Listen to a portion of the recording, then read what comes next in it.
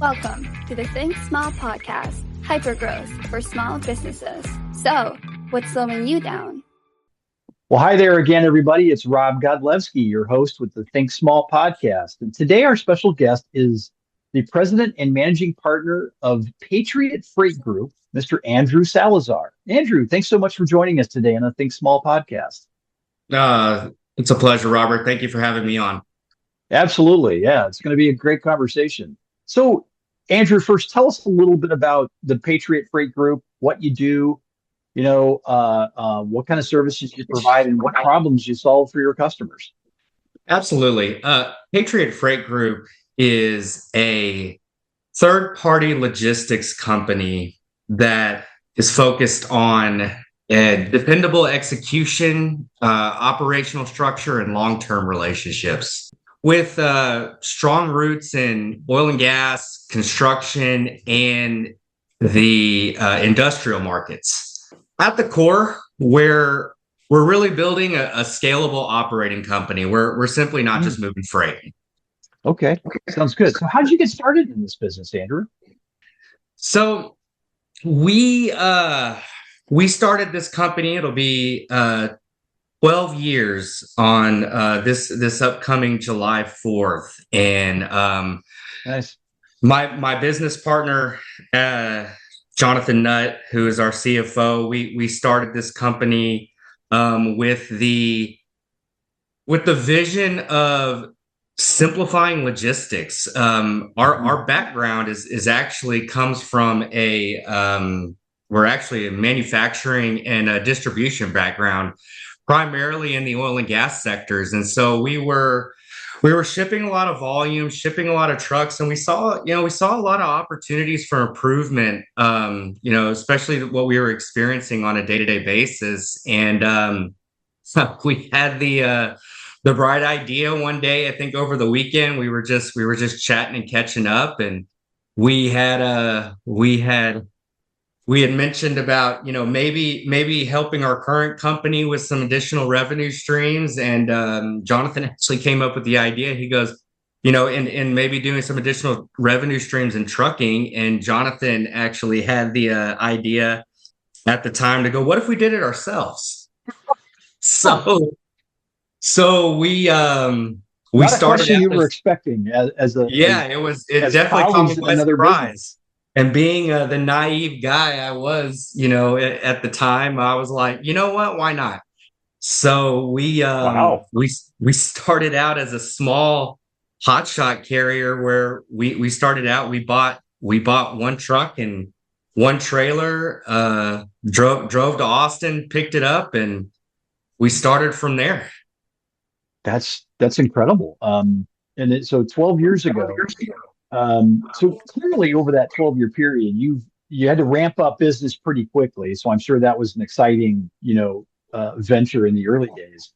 But talk to us a little bit about a time when you had scaled up to a certain revenue size and then things maybe started contracting or going down in revenue. Talk to us about how you managed and navigated the business through that. Absolutely. So when you're running a startup, when you're operating a startup, you are wearing many hats, and that's what we were experiencing. My professional background was quality management and more on the manufacturing production side of things, the system sides of things. But when we started this company, I actually I took the role of wearing the business development and sales hat with very little experience, very little background. And so, there was just a time period where we were wearing a lot of hats. We were scaling, we were growing fast. We were doing a little bit of everything within the business. And, when we reached about it was around probably the $10 million revenue mark where we started to notice that what we were doing in terms of operating a startup compared to getting to that $10 million mark just weren't working anymore. We were unfortunately, we had plateaued. There just was not enough. There was not enough time in the day to be able to do all of the business related activities that would continue to allow us to scale. And so we really had to look back and look back at what we previously did in our previous experiences and say, okay, we're having some scalability issues at the moment. And so one of the biggest factors that we implemented in our business was developing and establishing a quality management system driven through standardized and documented process and procedures from, starting with, the org chart all the way down to continual improvement and how we manage corrective actions and really digging down into the processes and the procedures in how we're going to continue to scale and identifying roles and responsibilities and providing that clarity for not just our customers and our vendors who are helping us operate on a day-to-day basis, but being able to provide some general clarity for our own employees. And so that was definitely, it was definitely a come to Jesus moment at that time where it was like, look, we've been operating in this startup fashion for so long, and we're not going anywhere. We're stuck, right? Yeah. So it's because of your own processes and systems that were actually preventing you from scaling and growing. Absolutely. And fortunately for us, we have my personal background is in manufacturing. My professional background before logistics was in manufacturing. And I've driven a lot of ISO 9001 initiatives. And so when we were looking at it in the grand scheme of things, I'm like, okay, there's some things in here that maybe don't apply to us, which is okay. It happens. There's exclusions, but overall, the ISO 9001 framework has been a big part of driving our growth in terms of what we're planning to achieve, especially over the next 3 to 5 years. Without having a solid foundational framework to operate off of, you effectively plateau at a revenue. Ours was $10 million.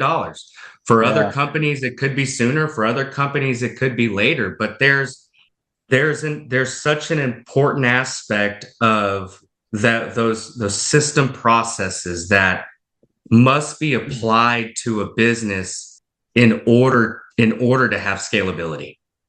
Interesting. So for those of us who are familiar with ISO 9000 practices and procedures, I also come from a manufacturing background, Andrew. So you're speaking my language right now. There you go.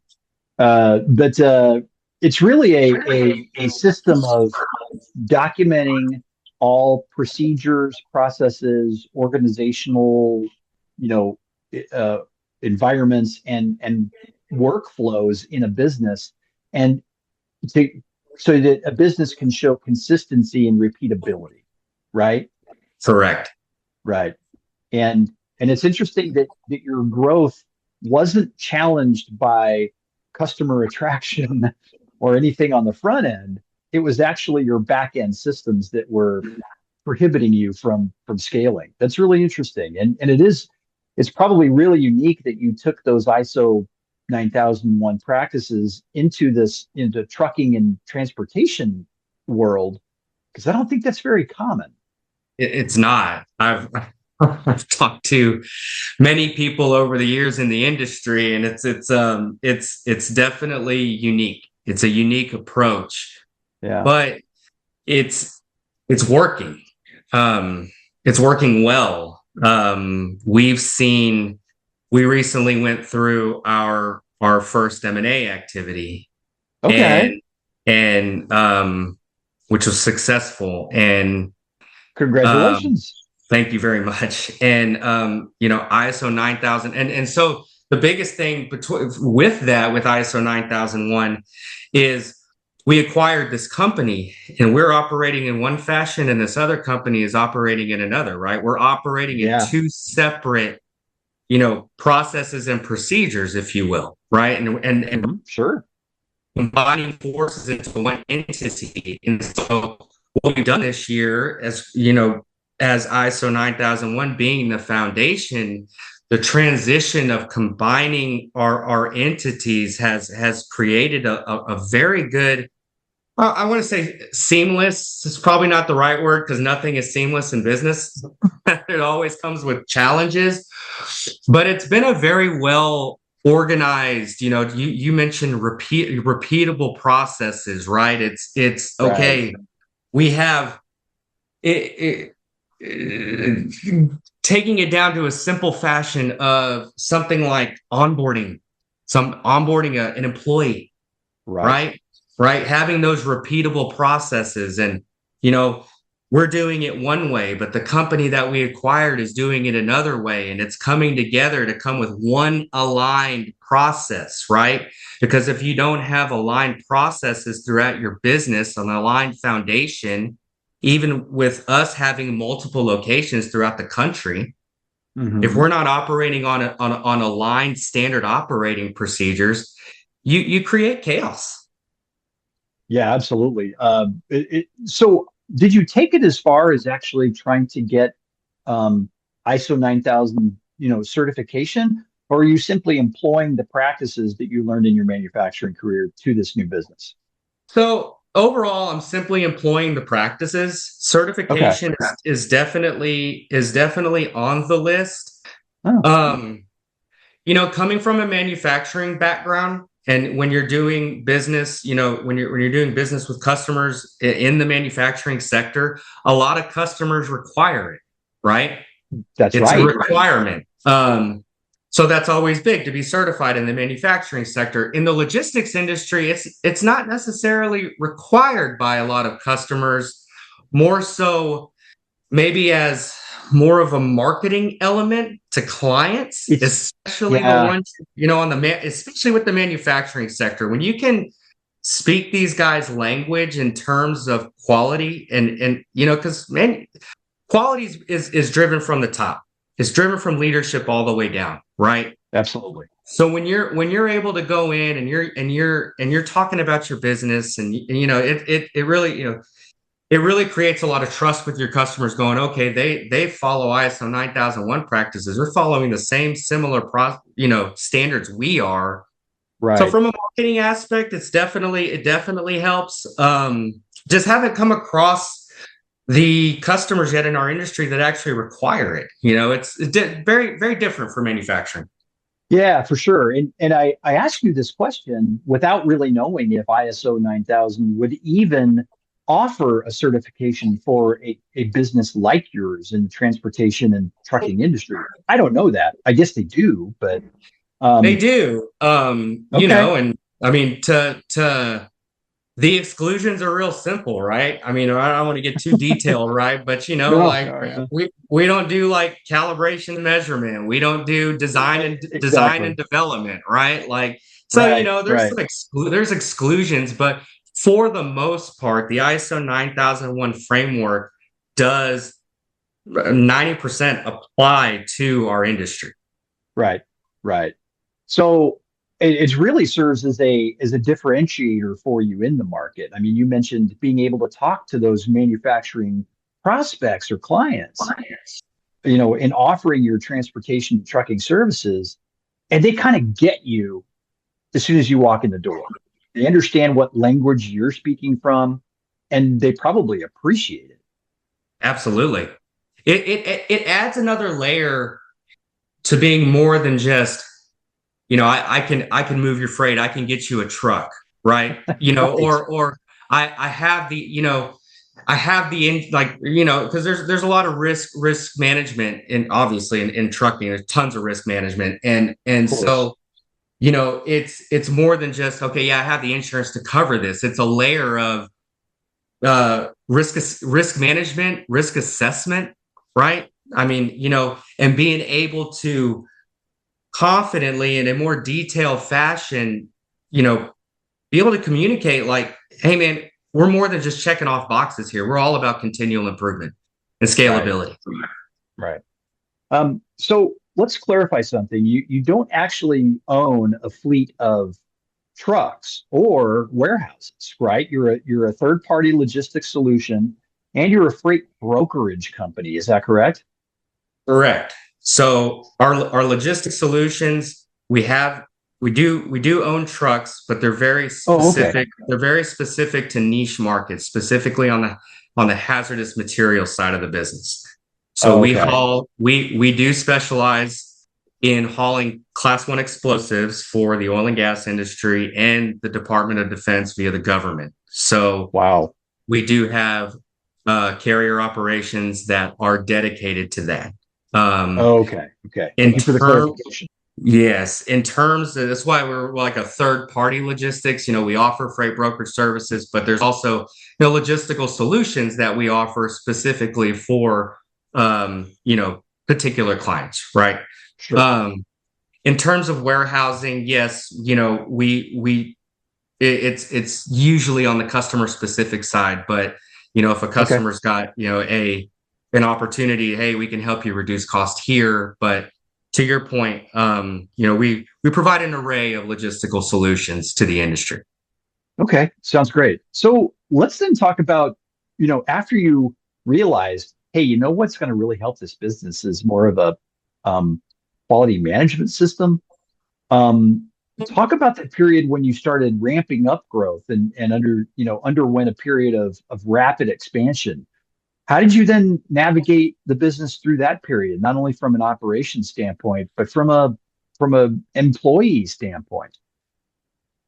Technology has been one of the biggest drivers of our growth, or in terms of driving and managing our growth. Okay. We have invested not only in the process of quality management systems, but also in the process of technology. We have invested. We have a fairly large budget when it comes to technology. Everything we do is integrated into one system. Everything we every with we do everything that we possibly can to mitigate and even eliminate all manual workarounds in our business. Everything we do is technology driven. Great. So, the biggest thing over the past, call it 15 years, it has been, these technology integrations, right? Investing Sure. in a robust platform, integrating the right, utilizing tech to really scale your business. Well, one thing that we've identified here, especially over the past year, which we have gone into already implementing, is AI. Hmm. Identifying those repeatable operational processes that we can automate via AI agents. Hmm. We're doing it right now, and it's not, what you're going to hear in the industry as a whole. What everybody's hearing is that AI is they're getting rid of jobs, right? That's the concern. That's the concern, and we don't look at it from that aspect. We look at it as utilizing AI agents to help and provide resources for our employees to do their job better. Right. Andrew, I'm really glad you're talking about this because I don't think there's a podcast guest that I have on this Think Small podcast that first isn't talking about AI, but they're also not saying anything different than you just said. They're not looking at AI as a headcount reduction exercise. They're looking at it to first um, allow their current employees to be more efficient and effective, and to take on those mundane tasks that the humans in the business have to do today so they can get onto more productive and more creative and more revenue generating tasks, right? So Correct. I mean, and that's what I'm really encouraged by by doing this podcast and talking to so many business leaders across so many industries is everybody's thinking the same way. And they're looking at it as a huge positive, a huge, efficiency gain, and a way to upskill their workforce. So thank you for not being an outlier. Not a problem. It's there's a running joke that I have with our executive team. I'll go ahead and share it because I think it's funny. Sure. I want my my vision for this business is to have all of our activity run through, AI agents so that our sales team can, because there's obviously still a human element that is still critical to business that I believe in 100%. There's always going to be a human element that's going to be required in business. And so my vision for that is our goal is to have everything driven by AI so that our sales team is playing golf all day, every day. I love that. Right. And probably playing golf with customers, of course. That's right. Exactly. That's great. No, but one can dream, right? But that's right. But no, I'm energized by these kind of conversations, Andrew, because, there's a very different message that's coming out on the mainstream news, whichever side of the aisle you choose to pick your news from, compared to what's really going on in small to mid-sized business leadership. And that is, everybody's looking at AI as a huge positive, as a net employment gain in the long term, and a way to upskill their existing employee base to make businesses better. So I'm thrilled you have the same approach and idea with this. And I love the fact that you're already using AI in what they call an agentic way, not simply a generative way, asking questions and getting answers, but you're actually having AI do repeatable tasks for you. That's absolutely. And the only reason that this has been possible is because of the ISO 9001 framework with documenting our standard operating processes and procedures. Yep. Interesting. It all comes back to that. Because the AI has to learn. And right. Like any piece of technology that I've experienced with in the past, I've dealt with a lot of it. It's the whole garbage in, garbage out philosophy. You have, they got That's absolutely right. So the foundation's got to be tight. Now, yeah. the beauty about AI is that there is a learning aspect, right? Like they'll learn, they'll get it, they'll start understanding nuances and whatnot. It's a little bit more nimble, sure. A little bit more flexible, but you got to have a pretty solid foundation and it's out the gate. Right. I was just spent some time with a manufacturers leaders CEO conference, where about 200 CEOs from various mid-sized manufacturing companies were at. And boy, AI was the topic of the day for sure. And at dinner the other night with about 10 of these manufacturing CEOs, there was a lot of conversation around the table. Our dessert was getting served and maybe a glass of wine has been consumed. But everybody wanted to know from everybody else, which tool are you using? Right? Are you using ChatGPT? Are you using Claude? Well, I use Copilot for this, and I use Anthropic for that, and I use this. And I was just kind of listening to all this conversation. Finally, I chimed in and I said, I think the question we're asking shouldn't be which tool are you using, but what problem are we trying to solve? Yeah, that's good. And everybody kind of stepped back and looked at me, and then they said, "Oh, yeah, well, I guess that's kind of what we're doing." But that's a good point, Rob. But you're it sounds like you're doing that, right? What you haven't talked about yet, and I don't think we need to, is which AI tools you're using, because that doesn't seem to be your concern as much as which problems you want to help solve. Yes, I'm glad you mentioned that, because I don't necessarily have a favorite tool. for me That's great. personally. Yeah. I think AI is improving by the minute. I mean, it's absolutely. It's getting better. All the tools are getting better and better every day. And, depending on what you're using it for, my biggest thing for AI, especially as a personal resource, it's a resource. It's a tool. It's a tool to help you work. It's a tool to help you work through things that you're going through, that you're experiencing, in business, that you're trying to work through, that you have a vision, and AI is the tool to help you execute it.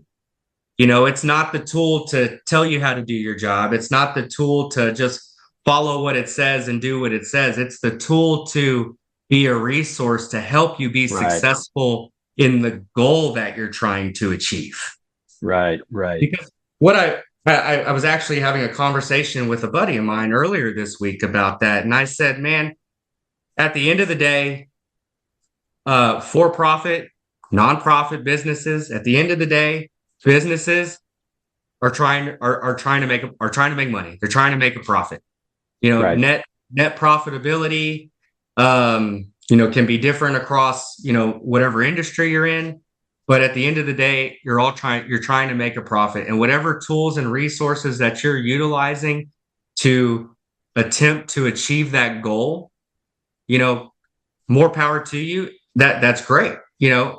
In addition to that, it can be different. As a business owner, yes, at the end of the day, we're trying to make a profit. But then when you have employees that are either, sub leaders in your company, whatever that looks like, helping them trying to solve an internal issue. Maybe maybe they're trying to be a leader in the business. Mm-hmm. They're trying to develop as a leader, and they've hit a wall. They've hit a roadblock. I mean, there's AI is great for kind of helping you open and expand your mind to things to things you may not know that may be out there. Not necessarily going, asking a simple prompt about, hey, I want to be the president of the company. Tell me how to do that, and I'm going to follow it step by step.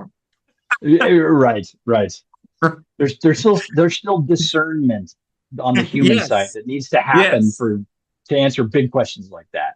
So I do with my kids. My kids use it, man. My kids use it to cheat on homework, and it's like, guys, use it as a tool and a resource to help you learn, but don't use it as the end all be all just to answer all your questions. Come on. Exactly. Yeah. That's funny. So Andrew, let's look in the future a little bit and tell us what the next 3 to 5 years looks like for Patriot Freight. So through this M&A, we have 2 new additional partners in the business.